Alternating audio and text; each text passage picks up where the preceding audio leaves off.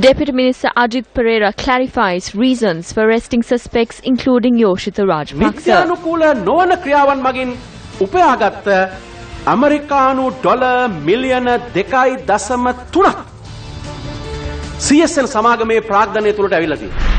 Can the problem be resolved through talks with the President? Mahinda Rajapaksa's response. මම හිතන්නේ එතුමාට මේක ඉන්නවනේ.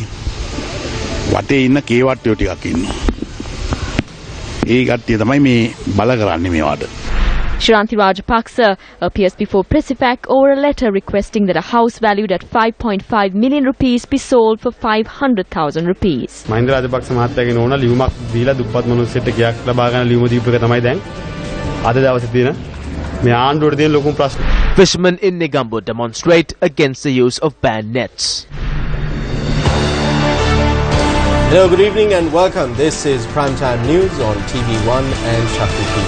Good evening to Temi. Good evening, Naveem, and good evening to everyone here at home and across the globe. Before we take a look at our top stories, many of tonight's headline stories have taken Sri Lanka's Twitter sphere by storm. You can also join the conversation by following our Twitter handle, Newsfirst_EN, and using the hashtags featured on each of our stories tonight.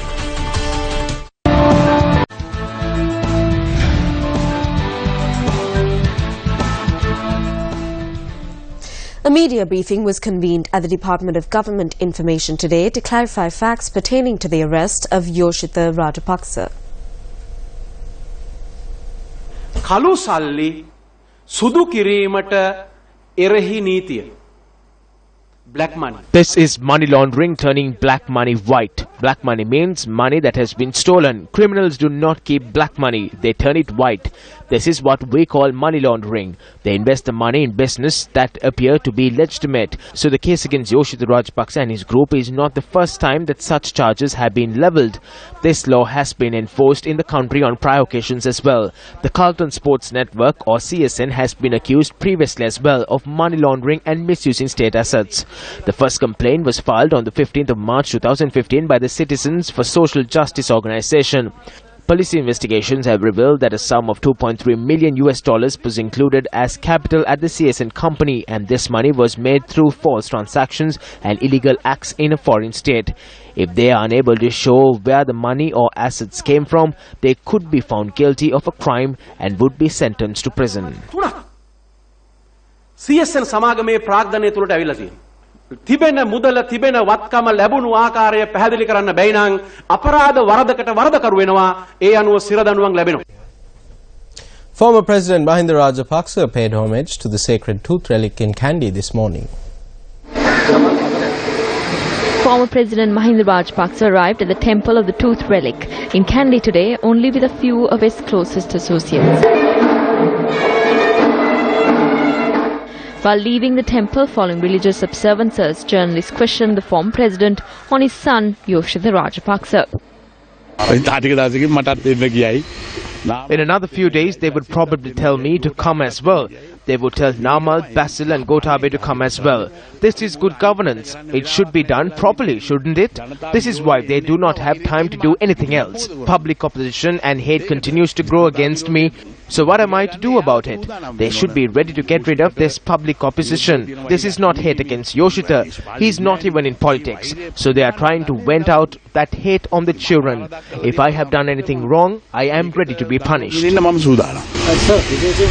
Can't you speak personally and resolve this matter? You were seen at the temple together with the president. Yes, we are together. I speak with anyone, but I do not try to approach and speak to anyone about this matter. I think even he has a group of sycophants around him. They are the ones who are urging him to do this. There are also a group of NGOs, trade union leaders and so-called university lecturers behind this. There is nothing that they know and nothing that they don't know. These are the persons who are making these demands from him, and these are the results of those demands. So we are just awaiting the independence of the judiciary. බලකිරීම කරන්නේ යාලගේ බලකිරීම වලට ඉතින් සිදුවෙන දේවල්. අපි ඉතින් අධිකරණයේ සාධාරණත්වය බලාපොරොත්තු වෙමින් ඉන්නවා. A number of persons visited the remand prison today to inquire into the well-being of Yoshitha Rajapaksa and the other detainees arrested with him. Yoshitha Rajapaksa, Nishantha Ranatunga, Rohan Velveta, Sachitra Kavishan Disanayaka and Ashan Ravinath Fernando were remanded following an investigation into transactions at CSN carried out by the Police Financial Crimes Investigation Division. A senior officer at the Department of Prisons said the group are still being detained at Unit J at the remand prison. Shiranti Rajapaksa and others visited Yoshitha Rajapaksa this afternoon. I felt happier when I saw my brother. We must respect the law. We cannot find fault with the law being enforced equally on all people. That is correct. But I am saddened that they have been arrested for no reason. We will not point fingers at anyone. We will not reprimand anyone. The truth will be victorious in the end. We saw what happened in the Amblipitia incident. We have faith in the judicial process. It has been said that a decision on bail will be issued on the 11th. Usually when a decision on bail is pending, they do not take them into remand custody and then issue the decision. Now they are remanding people and then deciding on whether or not bail will be given. There is a team of senior lawyers. I will assist and serve under them. More senior lawyers than I have come forward. Meanwhile, 21 MPs representing the joint opposition visited the prison today to inquire into the well-being of the 5 detainees. The group then convened a joint media briefing. There is a member of the board of directors who is close to this government. He has not been arrested. We say do not arrest him. But the others have the same rights that he does. Suppressing this and turning it into secret information is very dangerous. We have decided to boycott all state events until this situation is resolved. Former First Lady Shiranti Rajapaksa was summoned before the Presidential Commission of Inquiry to investigate serious acts of fraud and corruption today. Former First Lady Shiranti Rajapaksa appeared before the Presidential Commission of Inquiry at around 1 p.m. today. A statement was obtained from her over an order she had allegedly made to the National Housing Development Authority, directing it to allocate a house to one of her media officers at a valuation far below the market value. The Presifax says that information has come to light that the house located in Kahatudua was valued at 500,000 rupees, while the real value is estimated to be 5.5 million rupees.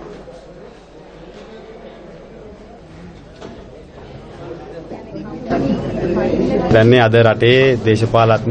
situation has arisen within the system of good governance where when a member of a politician's family writes a letter to assist someone, they are questioned under threat of being jailed.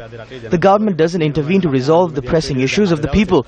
For instance, the protest staged by the fishermen in Negombo is as a result of the government's decision to make illegal forms of fishing legal. The biggest issue that is at hand for the government at present is former President Mahinda Rajapaksa's wife, Shiranti Rajapaksa, issuing a letter to help a poor person to buy a house.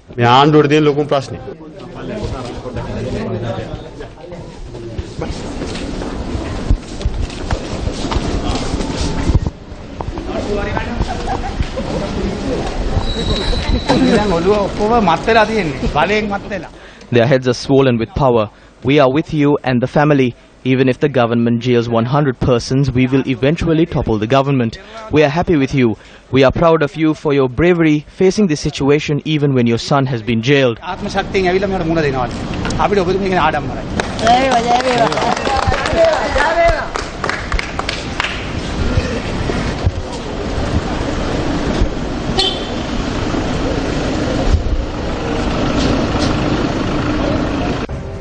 Have we forgotten? The eradication of corruption and fraud and instilling good governance was one of the main factors which prompted change on the 8th of January 2015. While this was a major election promise as well, complaints have been raised over delays in enforcing the law. This is serious financial fraud. We are surprised. Why is the government elected to bring about good governance hesitating to take action on this? The former president was sent home for a singular reason, and that was to bring an end to the large-scale fraud, corruption and bribery taking place in the country. There is no need to wait for complaints to be filed by the Anti-Corruption Front or the JVP to take action against corruption that has taken place in Sri Lanka.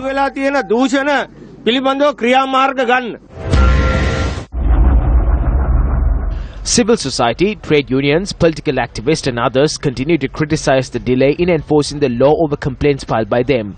Nevertheless, since the 8th of January 2015, frontiers of the former government including Sergeant Divas Gunawardena, Basil Rajapaksa and Vimal Weerarwanse were placed under arrest following investigations into such complaints. The most recent high-profile arrest was that of Yoshida Rajapaksa.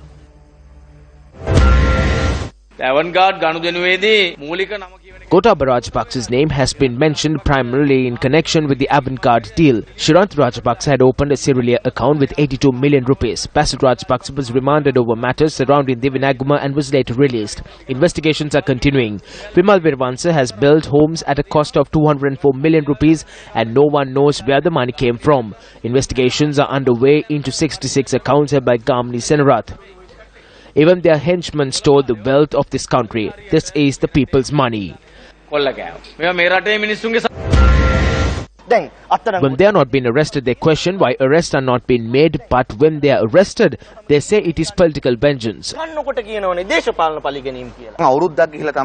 It took a year for these 1 or 2 arrests to be made. I believe that VIPs of the former government have been arrested because there is 10 times more proof in the hands of the relevant agencies. So the government can put forward this proof and show on what basis these persons were arrested.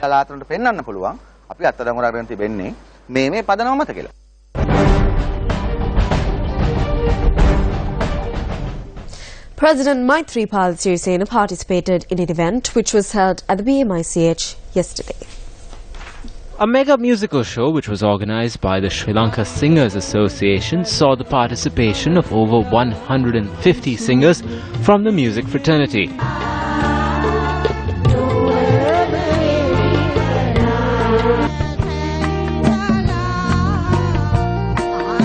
The president also joined veteran singers such as Pandit W.D. Amuradeva in singing.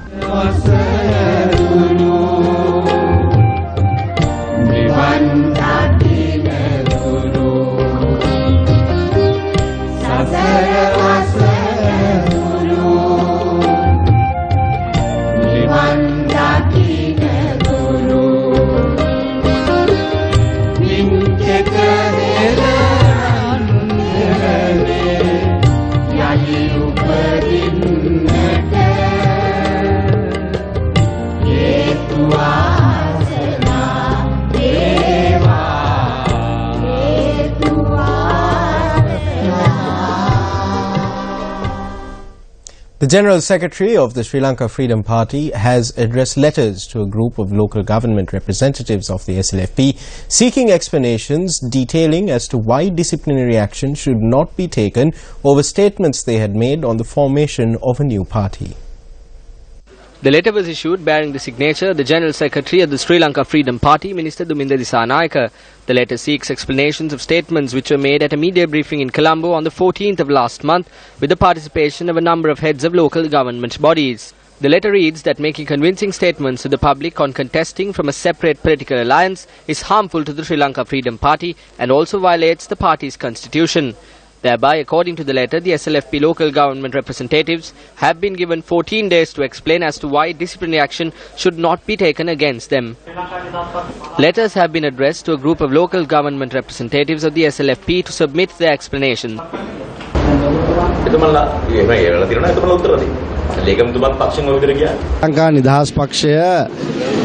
The Sri Lanka Freedom Party works according to a constitution and a policy. So if members of the SLFP are talking about forming a different party, then the party will have to take disciplinary measures against such individuals. This is not something that is not familiar to our party. Will a group from the Sri Lanka Freedom Party defect from the party and form a new one? Here are some of the views expressed on this matter.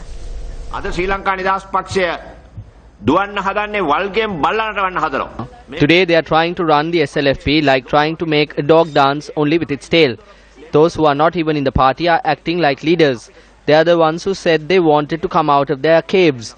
I have a responsibility to unite these two important leaders. Once a leader is appointed, let that leader take the party forward. Even though there is a dialogue among the people and various other leaders on the establishment of a new party, what we are most interested in doing as the opposition party is to strengthen the Sri Lanka Freedom Party and initiate a program to strengthen the SLF here and the people of this country. We would like to say that during this upcoming election, no matter who forms what party, we will contest under the symbol of the hand or beetle leaf to secure the victory of the Sri Lanka Freedom Party. We put our hands together and beg His Excellency the President Maithripala Sirisena to please think about the party and unite with former President Mahinda Rajapaksa. This is a plea that we are making for us, who is at the foot of the party and the 6.2 million people of Sri Lanka. A petition was filed at the Colombo District Court today requesting a ban on political activities being carried out at the Abhayarama Viharaya in Narahimpeta. The petition was submitted by the chief incumbent of the Purva Rama Viharaya in Killapan, Venerable Patperiya Vimalanyana Thera. Venerable Muruthettua Ananda Thera, the chief incumbent of the Abhayarama Viharaya, has been cited as a respondent in the petition. Considering the petition, Chief District Judge T.B. Gunasekara ordered the respondent to make submissions in court on the 15th of February. Prime Minister Ranil Wickremesinghe has reiterated that the government will not deviate from the Geneva Resolution in any way. The Prime Minister was speaking at the Asia Regional Seminar for Members of Parliament on the role of parliamentarians in the promotion and protection of human rights. The three-day seminar is jointly organised by the Commonwealth Secretariat, Commonwealth Parliamentary Association and the Sri Lanka branch of the Commonwealth Parliamentary Association. First is that we have had a unanimous agreement in Geneva. We are not deviating it from that resolution in any way. So we are looking at different mechanisms. One is a special counsel's office to look into what has happened and decide what should be done. A missing persons office, that will be there for the future also. A large number of people are missing, presume most of them are dead. From there is another institution, a Truth and Reconciliation Commission. Then from the TRC there is another mechanism about the court structure. Are we going to, what's going to be the composition of the court? Then are we going to have two appeals like we have now, or just one appeal to the Supreme Court? Then all the leaders of all the leading religions, the heads have said, let's have a compassionate council. The Sri Lankan Parliament and its members have played and continue to play a pivotal role in this reform process, which was initiated with the broad objective of building a peaceful and prosperous nation where the rights of all citizens are protected, irrespective of ethnic, religious, gender and other differences. In the past 1 year, Sri Lanka has been actively engaged with the international community, including the United Nations.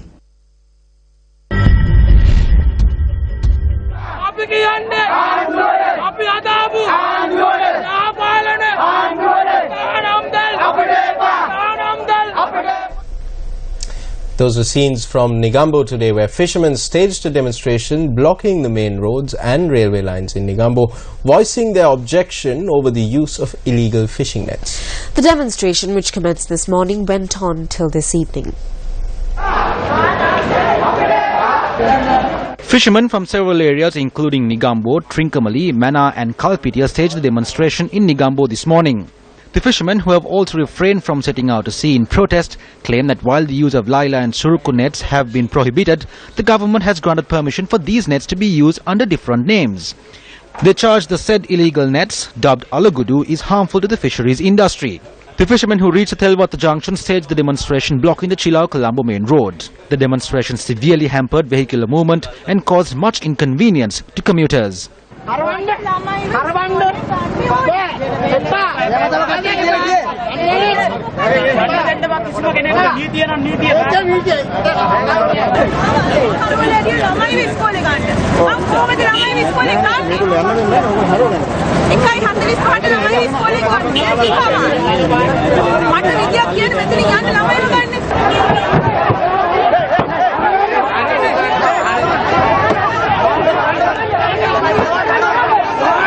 Even though motorists attempted to use alternate routes due to the protest, the demonstrating fishermen prevented them from doing so by obstructing those roads as well. Only vehicles transporting school students were granted passage. Railway services were also hampered due to the demonstration. Measures were taken by the police to secure passage for 2 trains. However, the protesters did not allow a 3rd train to pass through.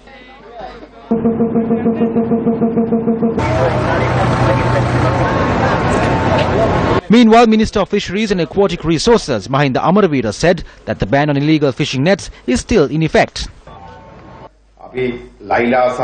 We have banned the use of Laila and Suruku nets as well as bottom trawling.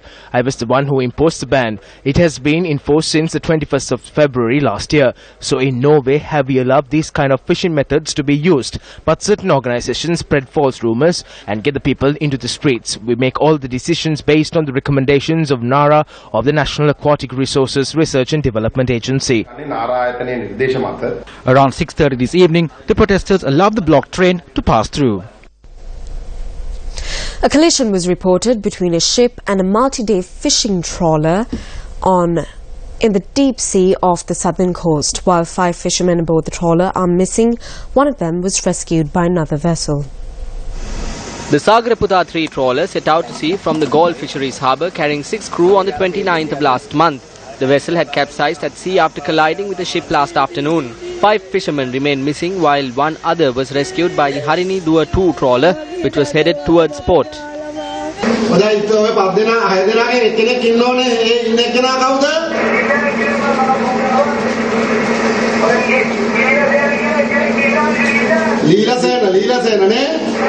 The Navy has launched a rescue operation to locate the missing persons, while one of the 6 fishermen who went missing, Leela Sena Vanigabadu, a resident of Suryavava, has been rescued. The rescued fisherman said that the vessel had collided 107 nautical miles from the Gold Coast.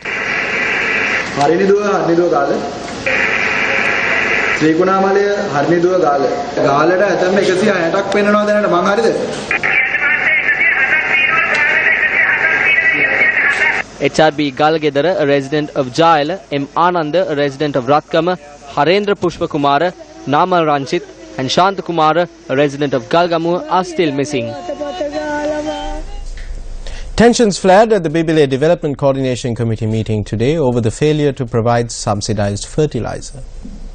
The Bibile Development Coordination Committee meeting was held at the Divisional Secretariat today under the patronage of Ministers Randit Madhuma Bandara and Vijit Vijayamuni Soisa. A group of farmers who are yet to receive subsidized fertilizer arrived at the premises and voiced their protest.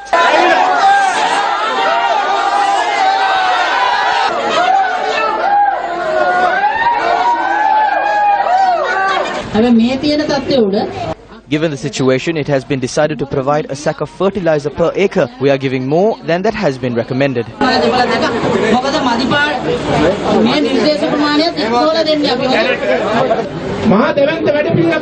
We are implementing a major program to develop the country. That is why we have come together. I'm sure you all know about the 2 of us. So do not hoot at us. If there is someone who wants to hoot, come up here and do it. A local council member said that we should throw stones at you rather than hoot at you. Tell him to do so if he does. Is he here? You are ordinary people. Don't get mixed up in this. The group dispersed shortly afterwards. TV1 News First Prime. ප්‍රධාන අනුග්‍රහය. බුද්ධිමත්ව සිතන්න එස්ලෝන් මගන්න. ජීවිතේටම එකයි. ඒක සහතිකයි.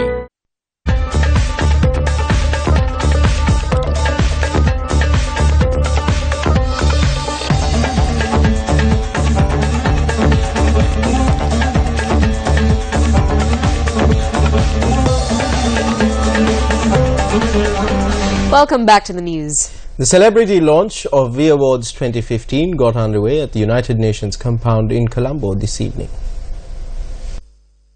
The 3rd edition of V Awards is jointly organized by the United Nations and Newsfirst under the tag words Recognize, Honor, Inspire. Popular local artists Pooja Uma Shankar and Lahiru Pereira, who are among the Goodwill Ambassadors for V Awards 2015, were present at the launch event today. I am who I am because of the amount of volunteering I have done. And the amount of volunteering I have done is because of people like the UN volunteers who have recognized people, who have, you have the theme, right? You recognize people, you honor them, and you inspire. So I was one of the girls who was inspired by many such volunteering stories.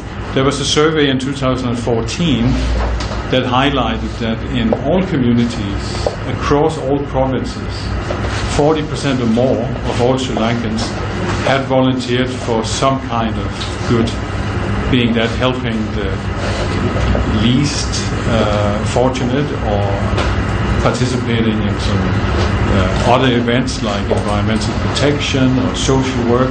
More than 40% of Sri Lankans had volunteered. This time around we focused on disaster risk reduction.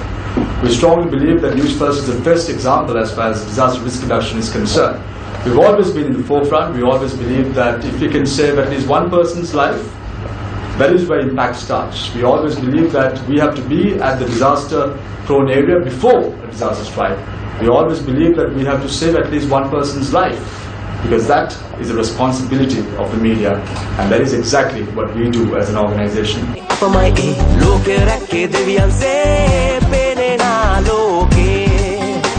Incidentally, the V Awards 2015 trilingual theme song, sung by a number of local celebrities, was launched today. There's nothing impossible. The grand finale of the V Awards 2015 will be held on the 13th of February at 4:30 p.m. at the Nelumpokuna Theatre in Colombo.